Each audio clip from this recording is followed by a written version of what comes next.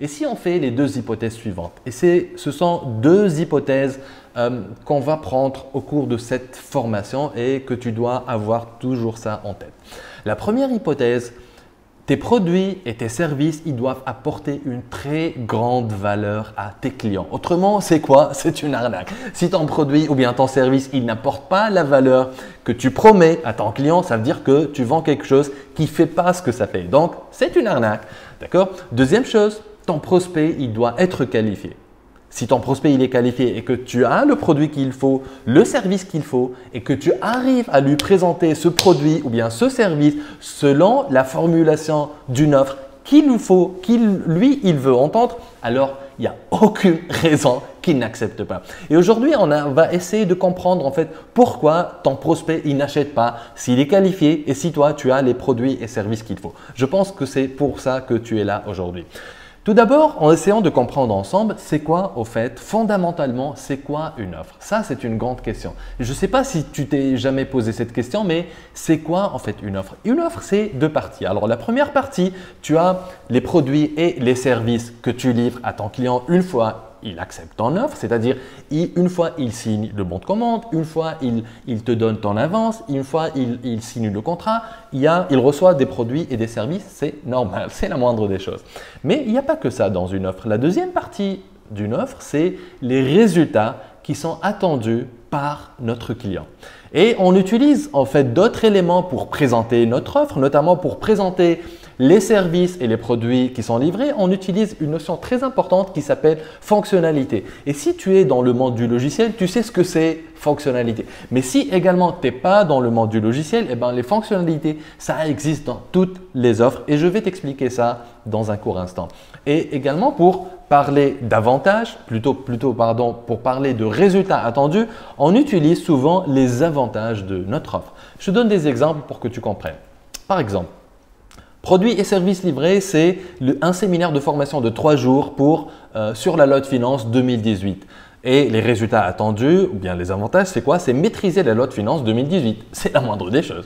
Un autre exemple, un chariot télescopique TL3070. Et je t'assure que ce chariot-là, il existe. Et ce qui fait ce chariot, c'est qu'il va te permettre de porter des charges de 3 tonnes sur une hauteur de 7 mètres. Donc, si tu veux porter des charges de 3 tonnes sur une hauteur de 7 mètres, tu peux acheter ce chariot. Il existe. Je l'ai cherché, je l'ai trouvé sur Google. Un autre exemple, un standard téléphonique de 24 postes. Et ce que ça permet d'avoir, ça permet de router les appels en interne pour 24 postes ou bien 24 utilisateurs. Un autre exemple, une unité de climatisation de 24 000 BTU et ce que ça apporte, c'est avoir de l'air conditionné dans un local de 50 mètres carrés ou 50 mètres cubes. Je ne sais pas, mais je pense que c'est 50 mètres carrés. Ok? Alors, la question que je te pose aujourd'hui, c'est la suivante, c'est d'après toi, qu'est-ce qui est le plus important pour ton prospect? Qu'est-ce qui est le plus important? Et on va prendre un exemple concret pour que tu puisses comprendre un peu plus et répondre à cette question.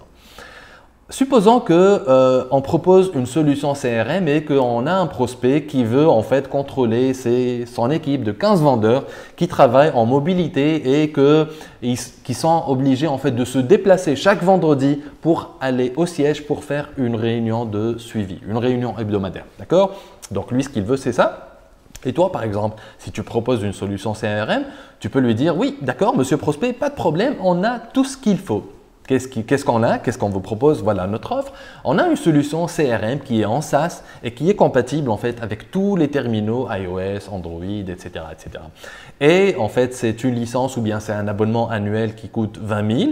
Ensuite, il y a 10 jours en fait pour mettre en place la solution chez vous et mais ça coûte 10 000 et on a en fait, il faut prévoir, après la mise en place, il faut prévoir une formation de 5 hommes-jours qui coûte 10 000. Donc le total, monsieur prospect, ça vous fait 40 000 et je sais compter, donc j'ai compté ça mentalement, je n'ai pas utilisé de calculatrice.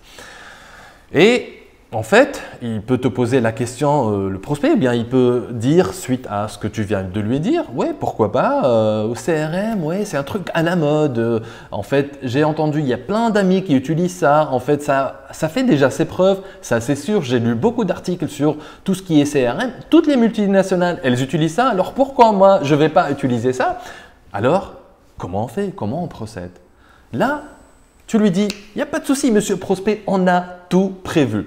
C'est normal, on est certifié ISO et on a déjà plus de 350 clients qui fonctionnent actuellement avec cette même solution. Et vous, monsieur prospect, vous allez être un client parmi les 350 qui tournent déjà.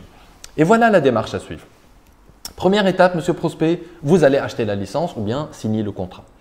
Donc, toi, tu lui dis ça, vous allez acheter la licence et lui, à quoi il pense? Et plutôt, qu'est-ce qui se passe dans sa tête? Mais il te dit ça, il te dit pas ça plutôt. Il va pas te dire ça. Il va penser, ah, merde.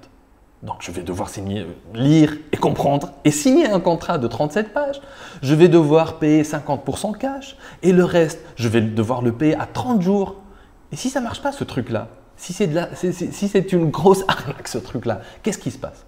Et là, je t'assure, il va penser ça. Il y a de fortes chances qu'il pense ça, mais ce qui est sûr, c'est qu'il ne va pas te dire que ça le fait chier de lire un contrat de 37 pages, ça le fait chier de devoir te payer cash 50% et le reste dans 30 jours. Et ça va, il va même pas oser te dire, et si ça marche pas ce truc-là, c'est vrai que ça marche pour les multinationales, mais moi je ne suis pas une multinationale, je suis une PME locale, j'ai une équipe de 15 vendeurs. Et si ce truc-là, c'est fait que pour les multinationales, il va le penser. Mais je t'assure qu'il ne va pas te dire ça.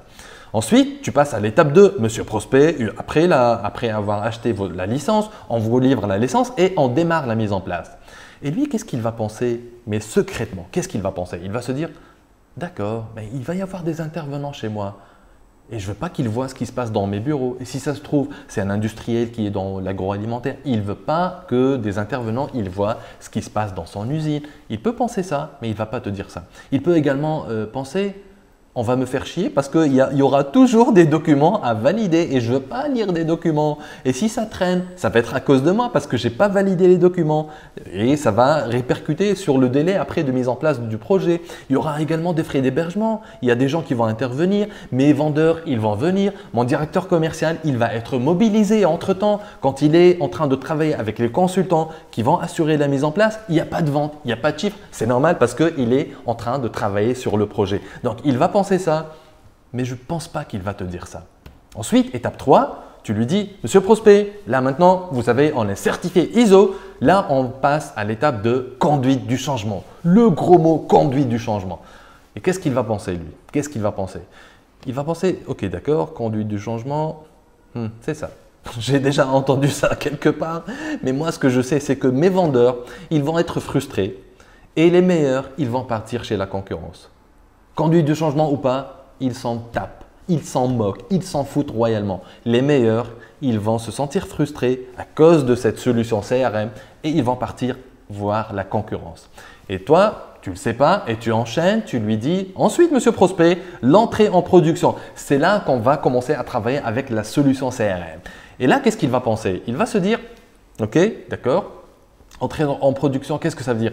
Mes commerciaux, ils étaient des électrons libres. Aujourd'hui, je leur dis qu'ils doivent faire du reporting tous les jours. Ils doivent tout renseigner sur leur interface, sur le logiciel CRM, tous les rendez-vous, tous les comptes rendus d'appels téléphoniques, le suivi des opportunités, leur pipe. Et qu'est-ce qu'ils vont penser? Ils vont penser que je suis en train de les surveiller à la loupe et ça va les faire chier. Et ils vont partir chez la concurrence. Il va penser ça, mais je t'assure qu'il ne va pas te dire ça. Et ensuite, tu lui dis, et maintenant, monsieur prospect, étape 5, on passe à la maintenance. Et là, qu'est-ce qu'il va penser? Il va penser que je vais devoir payer ce truc-là, même si ça ne marche pas. En d'autres termes, cette femme-là, ou bien ce monsieur-là, qui va me vendre, qui veut me vendre sa solution CRM, il va me tenir par les ouilles. Tu vois? Donc ça, c'est ce qui se passe dans sa tête, mais il ne te dit pas ça. Et donc, tu lui dis, toi, alors, monsieur prospect, qu'en pensez-vous? Et tu t'apprêtes à encaisser ton chèque. Lui, qu'est-ce qu'il pense? Après tout ce qu'il a pensé, mais toi, tu n'es pas au courant, il va se dire, tu sais quoi, ça m'a l'air un peu compliqué ce truc-là, c'est trop risqué. Après tout, je pense que mon vieil ami Microsoft Excel, il peut encore faire l'affaire et il a de beaux jours derrière lui, devant lui plutôt, d'accord? Donc, il va penser ça, mais il va te dire, bravo, très belle présentation. Je vous félicite pour la qualité de votre présentation. Ça se voit que votre solution, c'est la meilleure qui existe sur cette planète-là et dans toute la galaxie, c'est la meilleure solution. Et vous savez quoi? On va réfléchir. C'est ce qu'il va te dire. D'après toi, pourquoi? Pourquoi ton prospect, il t'a dit ça? Tout simplement parce que lui, notre pauvre prospect, ce qu'il voulait, c'est ça. Il était dans une situation dans laquelle il ne pouvait pas gérer ses vendeurs. Et ce qu'il voulait, c'est tout simplement c'est partir dans une autre situation dans laquelle il peut gérer ses vendeurs. Et plus précisément, ce qu'il veut, c'est s'échapper de sa situation actuelle dans laquelle il ne peut pas gérer ses vendeurs et arriver à sa situation future, sa situation d'après qui est beaucoup plus désirable pour lui et dans laquelle il peut gérer son équipe de vendeurs. C'est aussi simple que ça. Et indépendamment de ce que tu vends, là on a pris l'exemple de solutions CRM, mais si tu vends d'autres logiciels, si tu vends du service financier, si tu vends du conseil fiscal, si tu vends de la formation, si tu vends des solutions en général, même si tu vends du dentifrice, d'accord, mais ce n'est pas notre sujet aujourd'hui, on va se limiter aux solutions B2B, d'accord. Quel que soit ce que tu vends, ton prospect, ce qu'il veut, c'est juste ça, c'est s'échapper d'une situation qui est moins désirable pour lui et arriver à une situation qui est plus désirable pour lui. Et ça, le fait de passer d'une situation moins désirable et d'arriver à une situation plus désirable, ça s'appelle la transformation. Ça, c'est le terme magique que tu dois noter aujourd'hui. Donc, quel que soit ce que tu vends des fontaines d'eau, tu vends de l'eau, tu vends des écrans, tu vends des caméras comme celle-là qui est en train d'enregistrer, tu vends du service à la personne, quel que soit ce que tu vends, des logiciels à 2 millions de dollars ou bien un petit produit à 5 euros, d'accord? Quel que soit ce que tu vends, ton client ou bien ton prospect, lui, ce qu'il veut acheter, c'est la transformation. Il faut retenir ça, c'est très important. Je te donne des exemples pour comprendre ça ressemble à quoi en fait une transformation. Par exemple, je ne peux pas vendre en ligne, quelqu'un qui ne peut pas vendre en ligne, il veut arriver à vendre en ligne. C'est ça la transformation. Et comment il peut atteindre cette transformation? En lui vendant par exemple ou en mettant en place chez lui un site e-commerce avec un module de gestion de stock, d'accord? Et un module de paiement en ligne. Un autre exemple, mes employés, ils se mettent les bâtons dans les roues et ils ne veulent pas travailler en équipe, ils ne sont pas motivés. Ce que je veux arriver à faire, je veux avoir des employés qui sont motivés et qui sont soudés. Et donc ça, c'est la transformation que je veux avoir si j'étais dans cette logique-là. Et comment je peux atteindre cette transformation? Par exemple, si tu es dans l'événementiel, quand tu lui vends par exemple, tu organises pour lui un événement de team building qui permet de motiver et de ressouder son équipe. Donc lui, ce qu'il veut, c'est pas ça. Lui, ce qu'il veut, c'est arriver à ça. C'est aussi simple que ça. Un autre exemple, je perds des appels entrants de clients potentiels et ce que je veux arriver à avoir, c'est je ne veux plus perdre d'appels entrants de clients potentiels. Et ta solution, c'est quoi qui lui permet d'atteindre cette transformation? C'est tu lui mets en place chez lui une solution de centre de contact center. D'accord? Un autre exemple, mes supports marketing, ils sont vieillots. Ce que je veux avoir, c'est des supports marketing qui sont in, à la page, cool, sympa, etc., etc. Donc, ce que tu peux lui vendre, c'est la conception de la charte graphique et la réalisation de tous ces supports marketing si tu es une agence de conseil en communication.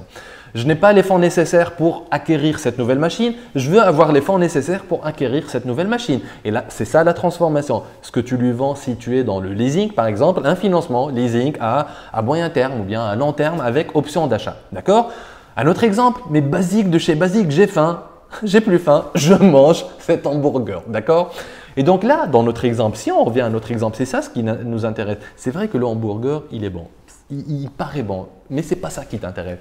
Nous, on revient à notre exemple. Dans notre exemple CRM, tout ça, tout ce que tu lui as présenté, ta solution CRM en SaaS, la licence annuelle, les 15 jours de mise en place, la formation de 5 jours avec le total, toutes les prestations, les produits, ça c'est un produit, ça c'est une prestation, ça c'est une prestation, les étapes de mise en place, il achète la licence, c'est un livrable, la mise en place, c'est un livrable, la conduite du changement, c'est une prestation, c'est un livrable, l'entrée en production, c'est une prestation qui est livrable, tu vas l'assister, la maintenance, c'est un contrat de maintenance qu'il va signer, c'est un livrable. Donc tout ça, ce n'est que en fait des produits et des services à livrer. Et ce sont en réalité, pour ton prospect, c'est des choses à faire. Et tout ce qui est choses à faire, c'est quoi? C'est des obstacles pour ton prospect, c'est des risques pour ton prospect et c'est du travail en plus pour ton prospect. Et personne n'aime avoir des obstacles à franchir, n'aime avoir du travail en plus et n'aime prendre des risques. Ça, c'est ce que ne veut surtout pas ton prospect. Et dans toute ta présentation, comme on a vu dans l'exemple, tu as focalisé ta présentation sur les choses à faire. Et donc, mon conseil pour toi est, s'il te plaît, note ça maintenant dans ton cahier. Il faut toujours vendre la destination, non pas le billet d'avion. Lui, il ne veut pas avoir un voisin gros comme ça qui ronfle pendant tout le trajet. Il ne veut pas avoir un petit siège de 40 cm de large. Il ne veut pas être confiné dans une cabine à 80 décibels et à, je sais pas moi, 30 000 pieds dans les airs avec le risque de faire un crash aérien, que Dieu nous en préserve. Lui, ce qu'il veut, c'est arriver ici. C'est aller dans cet hôtel-là et s'étendre en plein soleil dans un hamac avec un verre de cocktail, un beau cocktail au bord de la piscine, avec des belles femmes qui sont autour de lui, qui dansent le vaille, qui ont des vaïnés, etc., etc.